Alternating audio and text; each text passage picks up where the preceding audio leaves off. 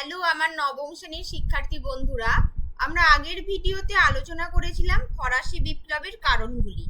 তো সেই ফরাসি বিপ্লবের কারণগুলি থেকে আমরা কি বুঝেছিলাম যে ফ্রান্সের 95%-এরও বেশি জনগণ, অর্থাৎ যারা তৃতীয় শ্রেণীর মধ্যে পড়ে, তারা কি দীর্ঘদিন ধরে তাদের ওপর অন্যায়ভাবে অত্যাচার করা, তাদের ওপর শোষণ, শাসন, নিপীড়ন চালানো।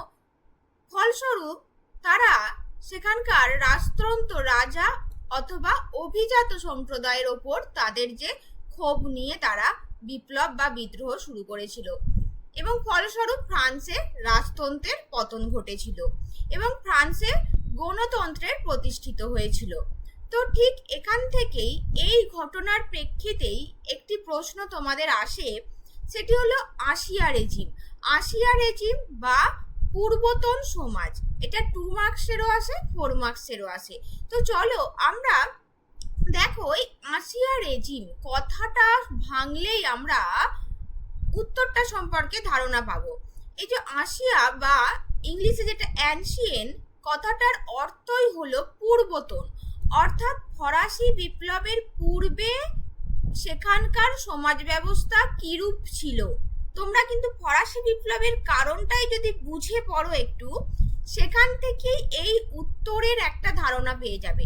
তাহলে আমরা কি দেখলাম, ফরাসি বিপ্লবের পূর্বে ফরাসি সমাজ কাঠামো কিরূপ ছিল? মধ্যযুগীয় সমাজ কাঠামো, মধ্যযুগীয় সামন্ততান্ত্রিক, অর্থাৎ যেখানে রাজা বা অভিজাতদের হাতেই সমস্ত ক্ষমতাটা, তারা যা ইচ্ছা তাই করতে পারতো তৃতীয় শ্রেণীর মানুষদের ওপর। তো এর ফলস্বরূপ কি হলো, সেখানে একটা সামাজিক অসাম্য সৃষ্টি হলো।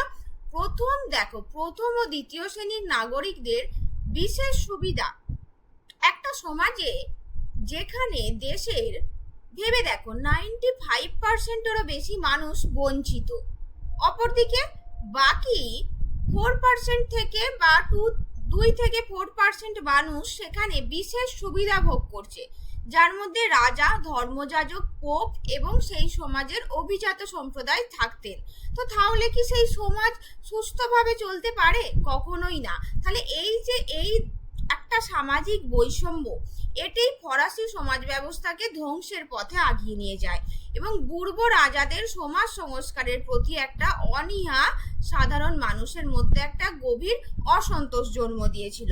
তো এই ঘটনায় বা এই যে প্রাক বিপ্লব যুগের, প্রাক বিপ্লব মানে কি, বিপ্লবের পূর্ববর্তী এই যে আমাদের ফরাসি সমাজ ব্যবস্থার ধরনটি, এটি যেটা অভিজাত শ্রেণীরা যেখানে সর্বাধিক প্রভাব বিস্তার করত, সেটি ছিল আমাদের আশিয়া রেজিম বা পূর্বতন সমাজ নামে পরিচিত। তো এবার চলো আমরা দেখে নিই এই আশিয়া রেজিমের বৈশিষ্ট্যগুলি। দেখো তোমাদের যদি 2 মার্কসের পড়ে তাহলে এটুকু লিখলেই হবে, কিন্তু যদি 4 মার্কসের আসে সেক্ষেত্রে তোমাকে সংজ্ঞাটুকু দিয়ে 4টে বৈশিষ্ট্য দিতে হবে। দেখো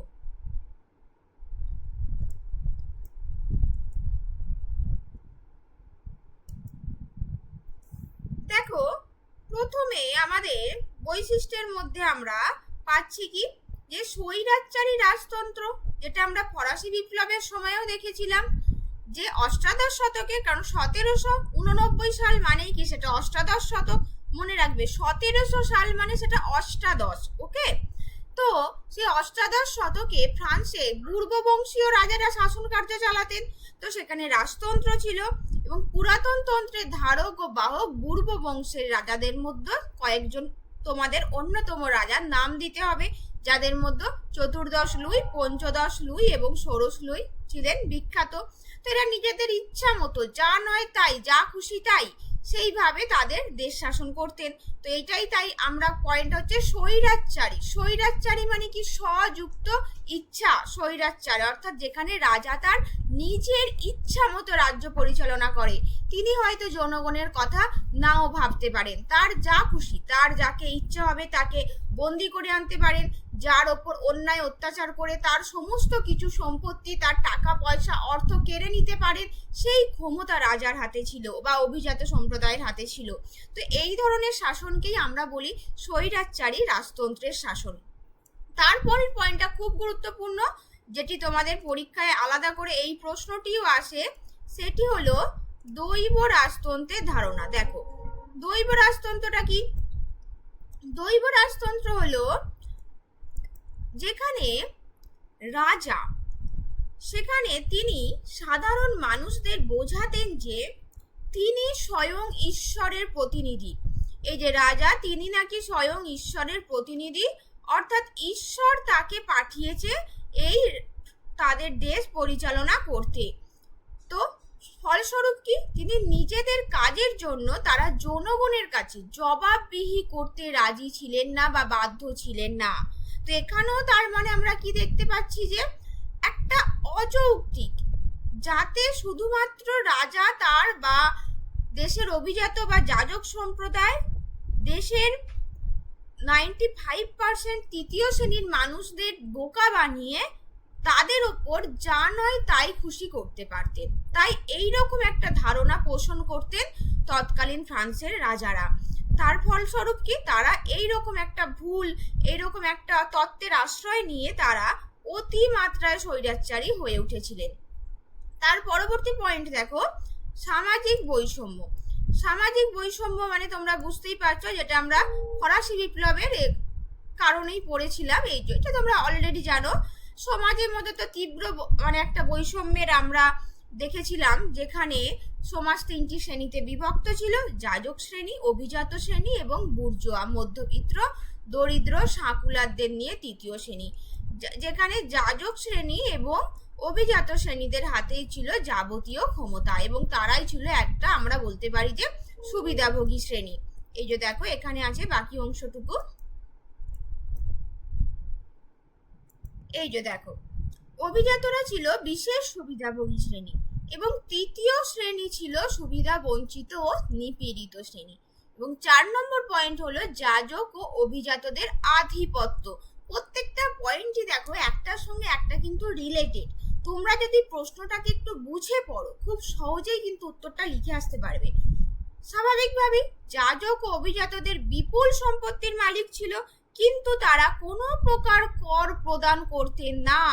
যাবতীয় কর, যাবতীয় যে অর্থ, সেটি আদায় করা হতো তৃতীয় সম্প্রদায়ের মানুষদের কাছ থেকে। সেই যাজকরা টাইদ বা ধর্মকর, আর অভিজাতরা করবি বা শ্রম কর সহ বিভিন্ন প্রকার সামন্ত কর আদায় করতেন, কিন্তু তারা নিজেরা বিপুল সম্পত্তির মালিক হওয়া সত্ত্বেও কোনো প্রকার কর দিতেন না।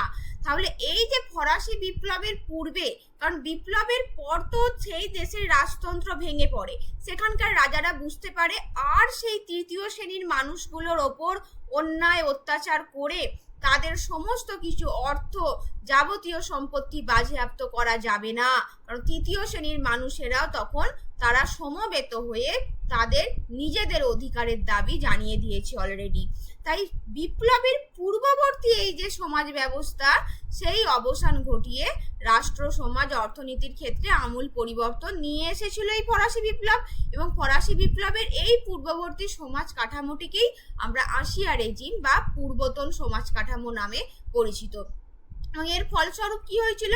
স্বৈরাচারী রাজতন্ত্রের উচ্ছেদ হয়, সামাজিক বৈষম্যের অবসান হয় এবং সামন্ততান্ত্রিক কাঠামোকে অপসারিত করে, অর্থাৎ ফ্রান্স থেকে সেই সামন্ততান্ত্রিক মধ্যযুগীয় বর্বর যে সামন্ততান্ত্রিক কাঠামো, সেটি বিলুপ্ত হয় এবং ফরাসি বিপ্লব এক নতুন যুগের সূচনা করেছিল।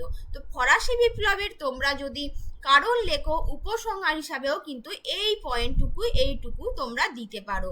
তো এরকম একটা তোমরা কমন উপসংহার তোমরা মুখস্থ করে নিতে পারো, যেটা তোমরা ফরাসি বিপ্লবের এই চ্যাপ্টার থেকে যাই প্রশ্নই আসুক, মোটামুটি প্রায় সবকিছু অনেক কটা প্রশ্নেই কিন্তু এই উপসংহারটা তোমরা লিখতে পারবে।